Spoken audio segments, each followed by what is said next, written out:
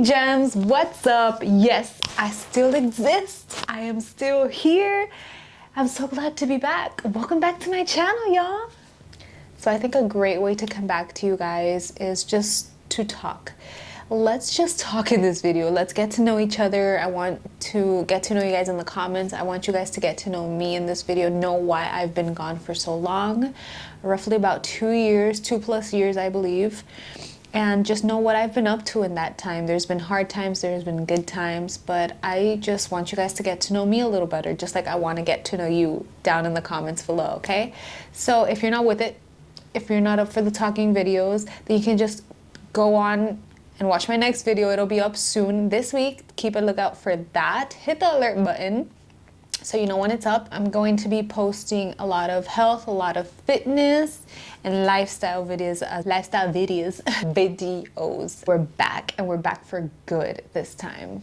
So today I'm just looking to really just talk, be transparent, and be open. I don't tend to do a lot of talking videos on my platforms because I cringe myself out bad. But we're gonna breathe, get comfortable with the uncomfortable, and get to know each other. So if you follow me on other platforms such as Instagram, you will know that I am now a mother. So that is the top priority in my life right now, is being the best mother I can to this little human that's growing by my example. So that has been a roller coaster ride, a roller coaster. There have been a lot of beautiful moments that come with it, and there will be even more beautiful moments for the rest of my life. But it is tough out here. It is tough. It's very different, but it's so doable. It's so rewarding, and it's a beautiful process, really. But besides the fact that I am now a new mom, the reason why I just disappeared off the face of YouTube a while back, roughly around 2 years, is because I was dealing with like some tough shit. One of the worst things that a woman can possibly go through. I miscarried. So right before Miss Gianna, I had a miscarriage. It was really tough. You can hear so many stories about miscarriages, how women go through it, how often it happens, which I didn't know it was this often and this common before it happened to me. But a lot of women have to go through this, unfortunately. It's tough, not only mentally and emotionally, of course, but physically. It hurts, at least in my experience. It's something that I do not wish upon my worst enemy, if I had one. I was like borderline depressed for a while after it happened. This is something that not even the closest people to me know, but I'm ready to talk about it. I would lay there in bed. I was there for weeks, laying in bed, crying, sobbing the entire day, thinking that I did something wrong, just blaming myself, when in reality, deep down, I knew that it wasn't me. I knew that I wasn't to blame. I tried the best I could. There's just some things that cannot be avoided. When it's going to happen, it's bound to happen. And I would miss meals. I wouldn't drink water. I'll not even shower some days because it was bad. Like mentally, it was bad. It was horrifying to me. It was. I disappeared for a while. I came off of social media. I didn't want to speak to anyone besides a select few in my life that knew the situation. And I basically disappeared. After some weeks, when I started recovering from that, I dedicated a lot of time into becoming the best version of myself that I possibly could. I have always relied on fitness to make me feel better, you know, to look better. Obviously that comes with it, but it's just really internal. This is what I mean by fitness is internal. Health and fitness is internal, even more than it is external, because I mean, it saved me. When I turned back to when I was cleared to turn back to fitness, I dedicated a lot of time into becoming the best that I possibly could, and I think I did. I was just feeling so good. I was so focused. My physique, my mentality, everything just got better. Of course, I think us as women, we never truly overcome that completely, because it's unexpected, you know, it's not a good feeling, but working out did help me feel like myself again. And then a year passes by, 365 days to be exact, pass by. 1 year post what had happened, I was not feeling like myself one day, and I was like, you know what, I feel off. I had no symptoms of anything. I was fine, but I just felt off. I didn't feel like myself. I knew that something was not right. I don't know what it was. It wasn't a bad feeling. It wasn't a good feeling. It was nothing. I just didn't feel like Jessica Gem at that point. Like, I felt different. And I was like, you know what? I'm gonna go take a test because I feel off. Of course, it comes back positive. I was not looking for this intentionally, but I was warned by doctors that it can happen easier now, even if I'm careful. So, of course, test comes back positive, and I'm gonna be honest, that moment when I got the positive test, I know I'm gonna get shit for this, but I was not happy at that moment. And I was not happy because I was more scared, worried, terrified than anything. I had a flashback of everything that had happened 1 year prior to that, exactly 1 year prior, the same month, same date, everything. I was terrified of what was to come. I didn't know what to think of it. I just sat there for hours staring at the test. I gave it to my partner and I'm like, is this a joke? I'm not ready for this. And I don't mean I wasn't ready for a child, for the situation. I just was not ready because I had just been through a loss, and that loss was terrible. So I did not feel ready mentally. Physically, I was at peak. But mentally, emotionally, I did not feel ready. I sat there and I cried and I cried and I cried. And as selfish as this may sound, I doubted it for a second. I doubted myself of being capable to go through this for a second. I was like, I don't know if I'm able to go through this, because if God forbid this happens again, I wouldn't know what to do. Like, I wouldn't know how to handle it. I would just lose it, and it would be a lot worse than it was the first time around. And I was just like at a state of mind that I was like, what the F is going on? What am I going to do? Who do I turn to? Because I also didn't want to say anything. I disappeared again. Even like people that were a little closer to me, like family members, friends, were asking me like, are you okay? You disappeared again. Like, what's going on? I even had one of my friends, well, a couple, but I had this one friend ask if I was pregnant because I disappeared again like I did the last time. And I'm like, oh no, I don't even have to say anything that, you know, people that know me are even assuming, because I'm doing the same thing I was at before. The second time I became pregnant, I disappeared bad this time. Like, I didn't want a soul to know. I want no one to even ask me anything, where I was, what I was doing, nothing. I wanted to speak to no one just so they don't suspect anything, because I felt like I didn't want to let anyone down, which is a weird way to think about it. But besides the fact that I was scared, I was nervous, I just didn't want those close to me, around me, to just be asking constantly, like they were the first time, are you okay? How do you feel? Are you okay?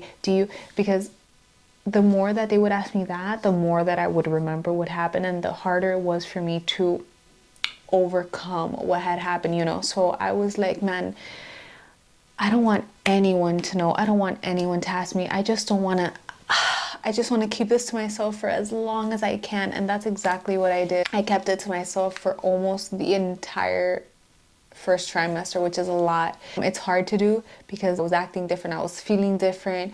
I looked different, and people were just looking at me a little weird. And I was like, no, you can't know yet. My mindset changed like from one day to another. Like, it just shut off all the negative, turned on all the positive, and was like, hey, you got this. You can do this. things will go your way this time because you deserve it. This time around that I got pregnant, I continued doing my thing. I continued doing what I would do before with some alterations. People close to me tell me, like while I was pregnant and working out, because I worked out the whole time, I had people telling me, why are you still training? Give your body a break. Let your body create life. You know, you don't have to train now. You don't have to look good. I mean, it's going to be impossible anyway. You're never going to look the same. What else? I had people tell me a bunch of stuff like, oh, you're going to hurt yourself. It's bad for the baby. And I'm just like, this is part of me. I know that what I'm doing is beneficial. I know that it's going to be good for her growth. It's going to be good for my mental state. I went through like my entire pregnancy working out all the way to the very end. And I was huge. I'll show you guys right there. That's me just a few months ago. And it was just so rewarding, man. It was so rewarding every time I went into an appointment and they're like, hey, keep doing what you're doing. What are you doing? Because you're doing great. All your levels were great, such and such. And it was a good appointment after a good appointment after a good appointment. And it just was so rewarding to the point where I was like, hey, fitness is an important thing to do for your entire life because of your health, because it's your physique, you're gonna look great, you know, if you want some gains, if you want legs, if you want to, yes, all that is very important. But once you do it for something more, something even more important, which is growing an entire human healthy because of this, like this is your guide to growing this person to be the best, like the healthiest you can possibly help them to be. That's just, man, it was just an amazing feeling. It helped me with my balance. It helped me with my strength. It helped me for actually delivering. It helped me throughout everything. And not to mention postpartum, which I'm still going through, by the way. I'm getting better, but man, postpartum is tough. Not only are you trying to look like yourself prior, because I mean I am, and you have to acknowledge the fact that you just grew a human. Like we women have superpowers, but as humans, just any human, you're always going to want to be better and look better, and that's the state that I am in right now. But I've gotten a lot better in the sense that it has helped me mentally, emotionally. In the beginning, I was emotionally exhausted, man. It was just so much to take in. Everything was so different. Just everything, it was so much. And then just all the opinions that you don't ask for and all the opinions that you do ask for. And it's just so much running through your mind all day. I gotta do this, I gotta do this, I gotta breastfeed, because that's another thing. Breastfeeding, man, like it's all so much. Breastfeeding, this amount of bottles, this amount of ounces, when is she ready to do this? Oh my God, is she hitting milestones? It was just so much that 1.5 or 2 hours that I had to myself in the day, even though I was mentally here, like I was here, I was asking questions all the time, like how is she, what is she doing, what is she up to now, send me photos, you know. Besides the fact, when I was like in my lifting zone, I was in that zone, and that 1.5 hours, 2 hours a day is currently just so important to me. It's the time that I have for myself, and you can never neglect yourself, ladies. Like I mean this goes for everyone, but don't ever think that putting yourself last is a way of showing love. No, a way of showing love to the people around you, the people around you, your loved ones, is putting yourself first. Because if you don't take care of yourself, who's gonna do it for you? If you don't take care of yourself, how do you expect to take care of this little baby? How do you expect to take care of your family? You have to put yourself first, and that is not by any means selfish at all.